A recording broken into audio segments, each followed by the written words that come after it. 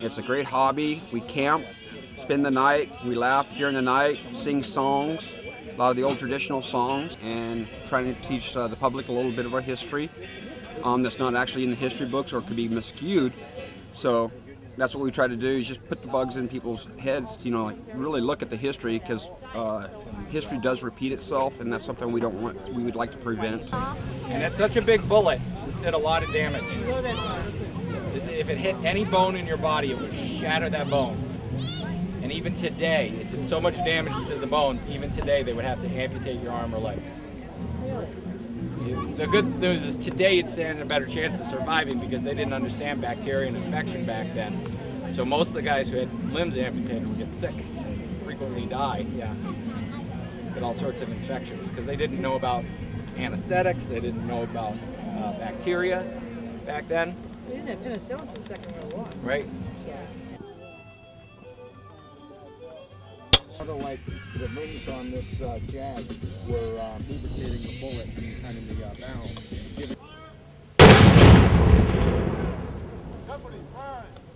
The unit that I'm with is Battery C, 1st Rhode Island Light Artillery, which is an actual unit, was an actual unit that was called up in August of 1861 and deployed to the Washington, Virginia area and participated in most of the major battles in Virginia throughout the war until the Battle of Cedar Creek.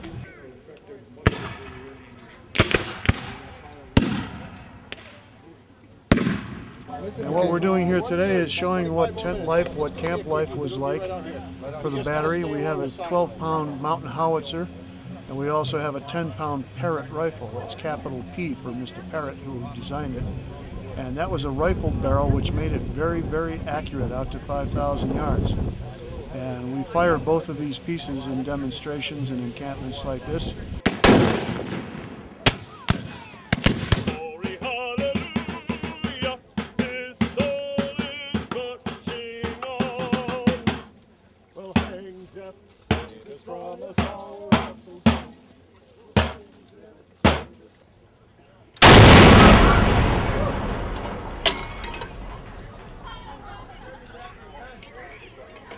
Ladies and gentlemen, thank you. Now that we have your attention.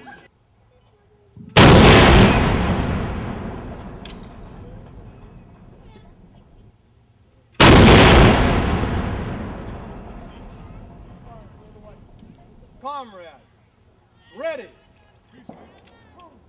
At elevation, aim. Fire. Recover arm. Shoulder arm. Low. Yeah, they still cost the same. It's got a pretty good height.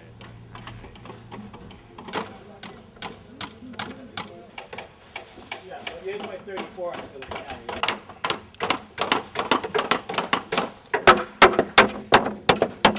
There's going to be a team stop.